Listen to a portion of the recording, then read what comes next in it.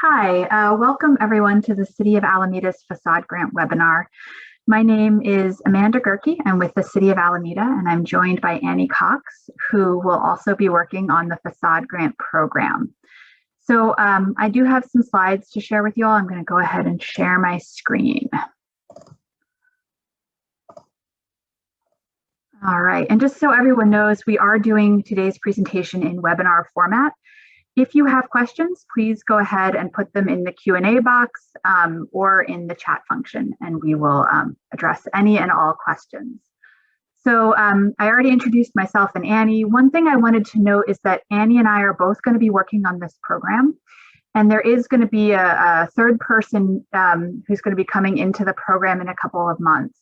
So one thing we're doing a little differently this year is we're asking everyone to use the email address facadegrant@alamedaca.gov to make sure that we have continuity for the program as different folks are working on that.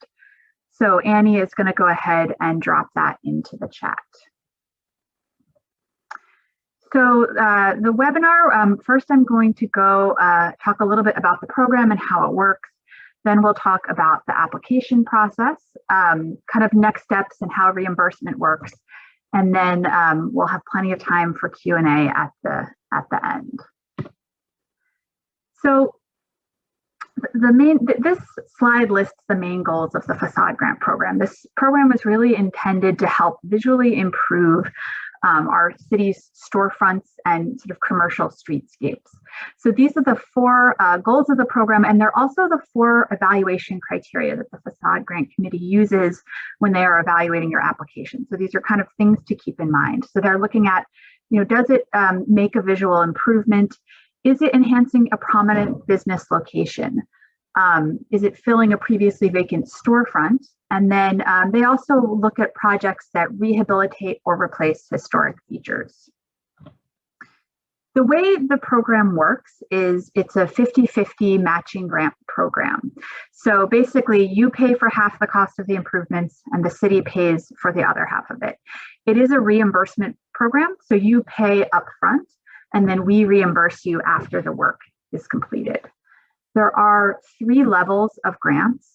The first level, level 1, provides a matching grant amount up to $5,000, and that's for awnings and signs. So basically the way that works is if the maximum amount is up to $5,000, so to get the full $5,000, you would need to spend $10,000.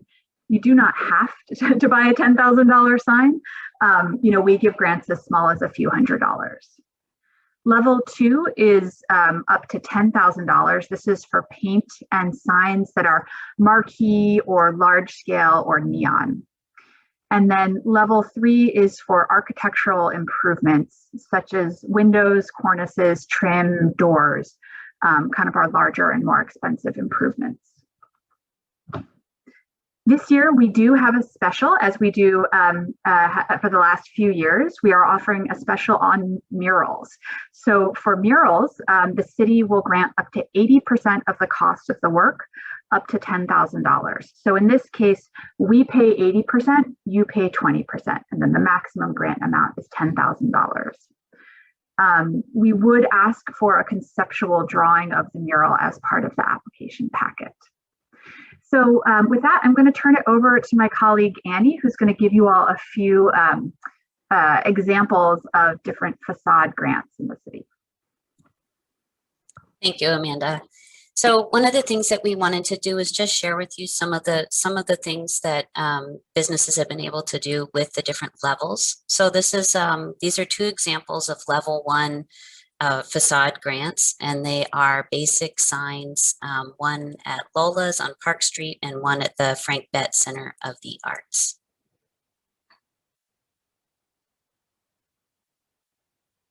Sorry, of course, now I'm having technical difficulty.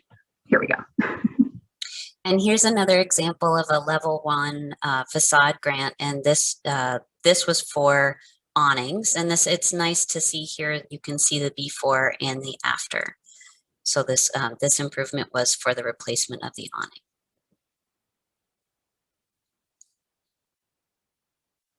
And here we have an example of a level 2 facade grant. This was for painting the exterior of this of 1301 High Street.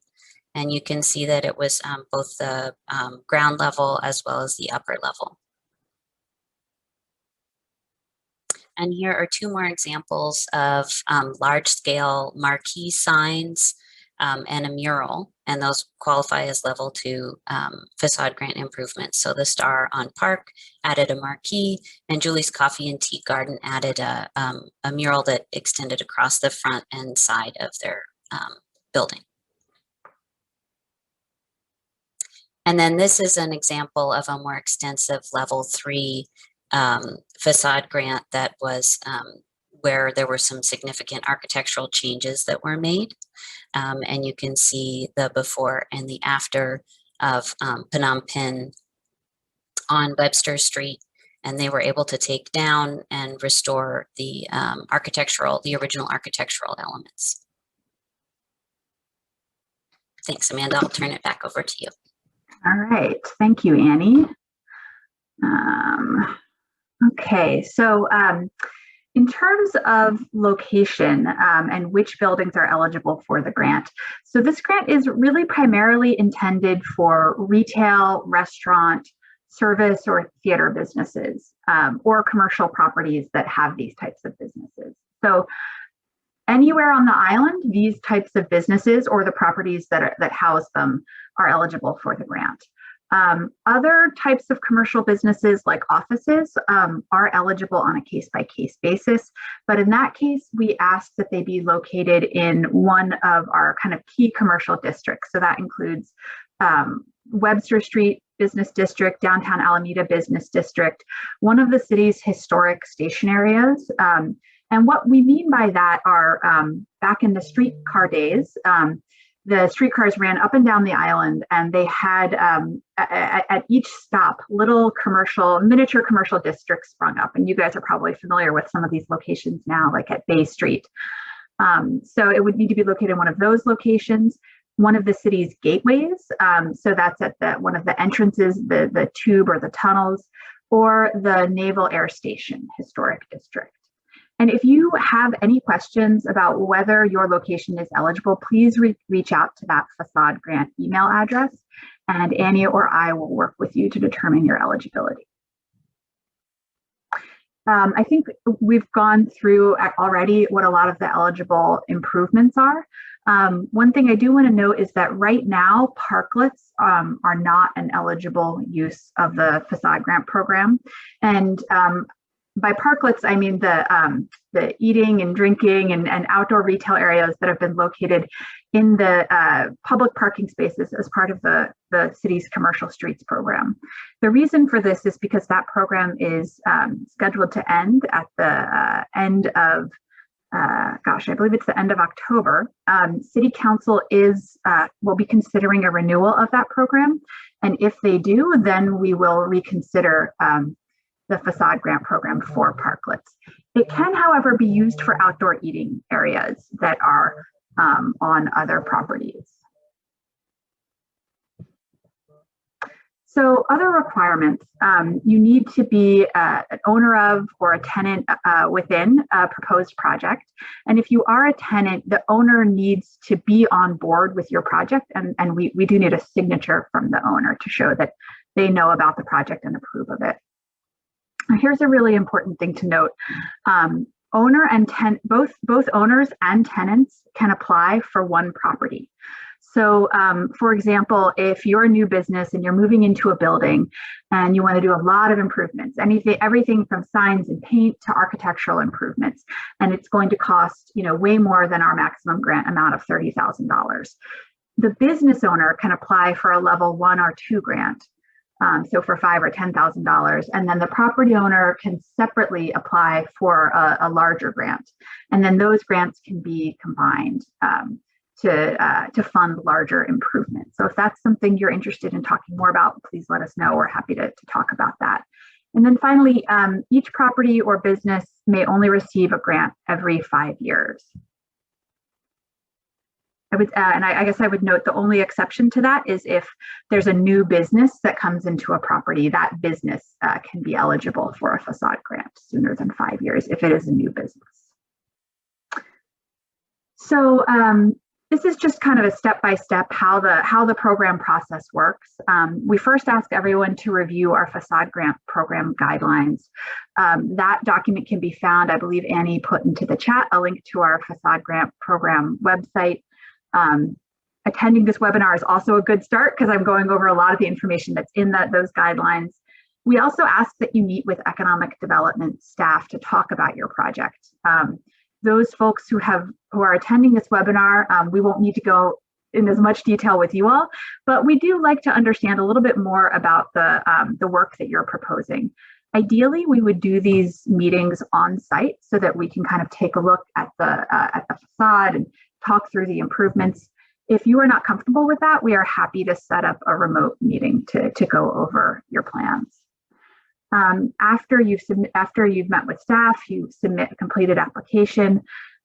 Usually around 2 to 3 weeks after each deadline, the Facade Grant Committee will meet to review the applications, and then we usually let people know within a couple of days of that meeting.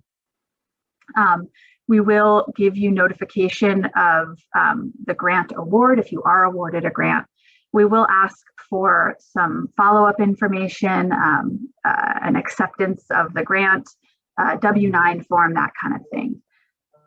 You will be required to get your planning, building, and encroachment permits. So that's one thing that people have been unsure of in the past. They've thought that possibly they don't need to get permits if they have a facade grant, but unfortunately you do need to get those permits. The good news is the facade grant can be put towards those permit costs. So as part of your facade grant application, we will work with you to estimate your permit costs and then add that to your grant amount. And then finally, when you have all your permits, you complete the work, you can submit for reimbursement. So the things that we're looking for there are the work must be completed, all your final permit inspections must be complete, and then we have some specific paperwork we'll ask for. I'll talk more about that in a minute. So then now I'm going to talk a little bit about the application process itself. So in the link that Annie provided, there's a spot where you can download the application itself, and that includes this checklist here of what the elements are. So the first item on this is the project information and signature page, very straightforward. The only thing that can be a little tricky on this is we do need the signature of the property owner. So we either need a hard copy of that signature, which can be mailed to our offices or delivered by hand, or we can use a DocuSign. And the rest of this presentation will go through this checklist, so I won't go through it all now. Existing conditions photos, this is something you don't have to worry about. We will take these photos, but just wanted to let you know, one of the things we do in the beginning of the process is document what's happening now at your facade. And then these also become the before photos for our before and after shots. We ask you to fill out a scope of work. There is an example of this and a template for this in the application that you can use. There's also, you're able to download a Word version of this application from our website. And basically what we're looking for here is, for some of you, if you're just doing a sign or an awning or something simple, this is a really simple process. You just write the one thing you're doing, a description of it, what the estimated cost is. What we do ask, especially for folks who are doing larger projects, is we really want an itemized list of everything you're planning to do so that the Facade Grant Committee can really understand the full scope of what you're planning to do and then what the costs are of individual items. So it might look something like this example here, paint, awning, sign, light fixtures. And one of the reasons we do this is that sometimes the Facade Grant Committee has to make difficult decisions based on limited funding. So there are times where they will fund part of your grant, but not all of the grant. Vendor estimate. So we are looking for an estimate for the work that you're planning to do. You are not then required to use this company, but we do need a reliable estimate. This is how we know how much money to give you. Graphic representation of proposed work. So this is actually the most important part, I would say, of your grant application. As I mentioned before, this program is really all about improving the visual aesthetic of your property or of your business. So the Facade Grant Committee is going to be looking very closely at your design and the aesthetic qualities of it. So you can include this example from Lola's. It looks like that's the finished sign, but this was actually a photo representation that they put together. It can be schematic drawings, conceptual sketches. One thing I do ask is that you include as much detail as possible, both in the graphic representation and in your scope of work. Because when we take these before the Facade Grant Committee to review the applications, they have a million questions always. And what we don't want to have happen is to have to pause your application while I come back and get more information. So one thing you'll notice is when you submit your application, I might be, or Annie might, or whoever might be coming back to you with follow-up questions. And that's really just because we want to make your application as complete as possible and make sure that we kind of set you up for success with the Facade Grant Committee. So samples of, materials. This one is optional, it's not required, it's not relevant for every project, but sometimes we do have people submit actual physical materials, like an example of siding or something like that, that they want the committee to see in person. Another way that people use this is, if they haven't picked out the exact light fixture they want, but they have kind of a style idea, they can submit sort of almost a vision board of what they're thinking of for the look. Oftentimes in those situations, the Facade Grant Committee will issue what we call a conditional award. And that's when they say, we want to give you the money, we're holding the money, but we want to see a final design before, you get the final grant award. So I just want to be clear that sometimes we do conditional awards. The other situation that happens with is if there's some element of the design that the Facade Grant Committee doesn't like or wants to see changed. So sometimes they will do this conditional award where they ask you to come back with a change to your design, and then the work can't be completed until they have approved the final design. So these are our 4 deadlines for this fiscal year. One thing I will say is that they're often, as I mentioned, we often ask a lot of follow-up questions. So I highly recommend getting in your applications early so that we have a little bit of time for back and forth and asking you questions and making sure your application is complete. If you submit, if you wait till the absolute day of the deadline and your application is incomplete, we can't guarantee that we would be able to take that application as part of that round, and it would get pushed to the next round. So I'm going to go, I have a very quick slide about next steps, and then we'll go into the Q&A. So as I mentioned, once you get your Facade Grant Award, you do need to get all of your permits, complete the work, final the permits. And then what we need for reimbursement is a final invoice from your contractor, proof of payment. So that can be a copy of a cash check, credit card statement, that kind of thing. We also do request a lien release with your contractor, but that is optional. That is kind of up to you if you want to provide that. And I guess another thing I would add here is that if you are planning to do the work yourself, then the program will only pay for materials. We don't pay for the labor of the grantee. And then once we have all of your documents, we'll reimburse within 30 days of having the improved documentation. So that takes us to the end. I am going to stop sharing my screen and see what we have in terms of questions. We do have one question that came in. Oh, great.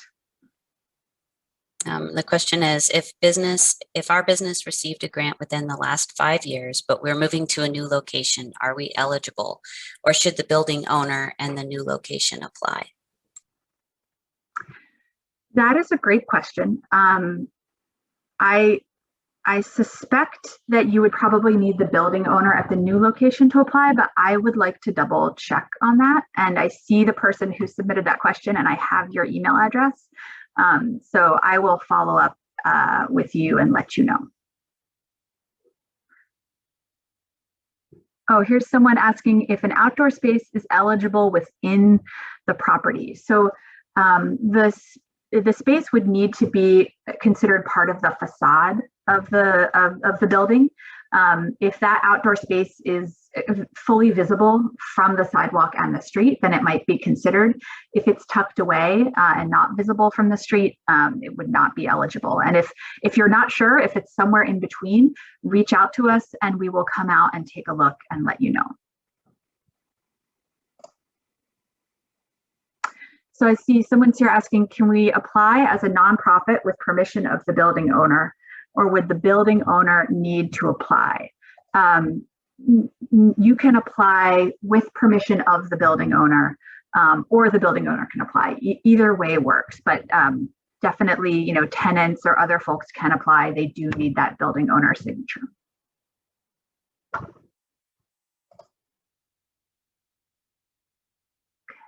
Other questions? Oh, I see someone with a raised hand here. Tara, I think I know you put your question in the Q&A. I am gonna allow you to talk in case there's something else you wanted to ask. So Tara, you are unmuted. It was just to clarify that we are obviously not a tenant in any way related to the business as a non-profit applying. Is that a problem? Do we need to make sure that somebody who's actually in the building, obviously the non-profit wants to do it as a placemaking element, and it would be the facade of a commercial building. Do the people running the commercial building need to fill in this application, or can we do it as a placemaking activity? Does that make sense? Yeah, and I hear this, and I think Tara's specifically asking about murals on buildings. Yes, that's right. Yeah. So I think what's going to be important to us is to know that the building owner is fully on board and understanding, of the mural. And that could take the form of them filling out the application. It could also be a letter that accompanies your application. So I think there's a few ways to handle that, but that would be our key concern. Okay. Anything else, Tara?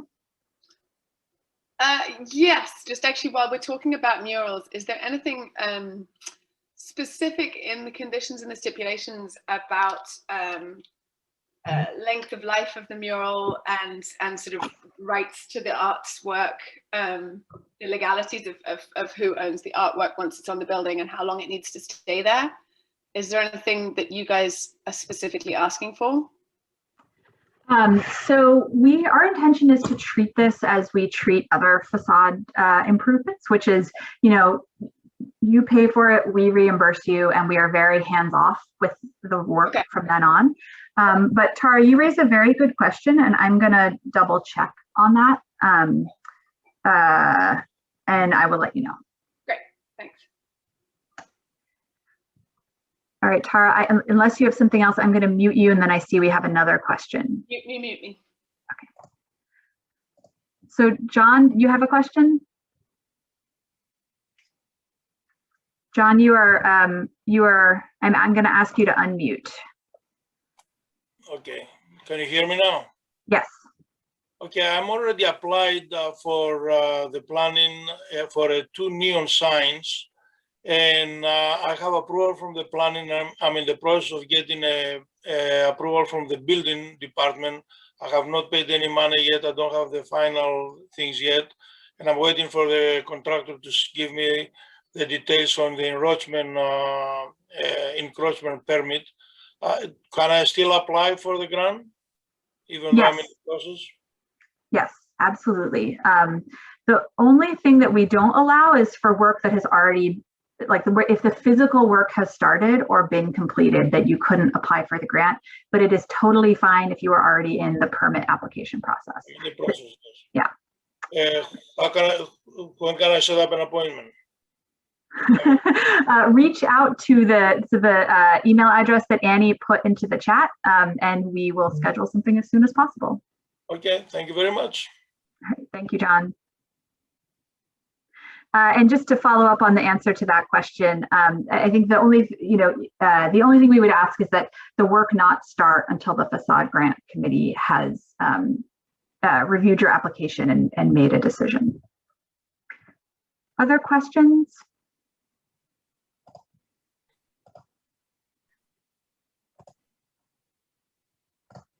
can put your hand up or drop something in the chat or the Q&A. I see that John and Tara still have their hands up, but I'm wondering if that is the same. Aha, Brendan. Okay, their hands are down. Brendan, I am going to unmute you. Hi. Hello. Hear me? Okay. This is Rebecca, actually. I was just wondering, so we've already done a substantial amount of work on our coffee shop that we're opening on Webster Street. So with that, I'm a little unclear if we were told or thought that we could apply after the work has been completed with receipts. I don't know if we're able to do that at this point. I'm a little confused. Yeah, that's a good question. And I'm afraid the answer is that once the work has been completed or even started, we can't include it in the Facade grant program. If there are elements you have not completed yet, we can work with you on those, and I'd be happy to. Okay. I mean, there is signage that we still need to do, but we have painted the front of the building. We've done an awning. So that's ineligible, you're saying? Yeah, those would be ineligible, but definitely contact us about the signage, and we'll see what we can do to get you through the process as quickly and smoothly as possible. Okay. All right. Thank you.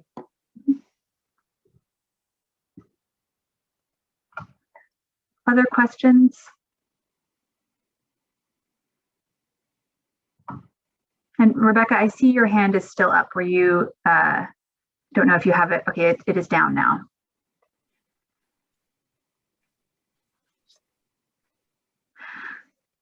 All right, well, I'm afraid my colleague Annie had to run, but I appreciate all of you attending this webinar today. And I'm going to put the Facade grant email address in the chat once again, because this is, we are really here to help you through this process. Our goal is to make this as painless as possible for our small business owners who have been through so much already this year. So please reach out to us with any questions, and we look forward to working with you. Thanks. Hello, this is Amanda Gerke with the City of Alameda, back with a quick addendum. One of the questions we were asked on the webinar was whether an artist could apply to do a mural on a building and who would need to submit the application. So I have gotten some more information about that and wanted to share it now. So the way it's going to work is that the building owner or a business in the building will need to submit the application for the mural. So the artist will need to partner with the building owner or a business in the building with permission of the building owner in order to apply for a mural. I hope that information is helpful, and I appreciate everyone staying on for a quick extra bit of info.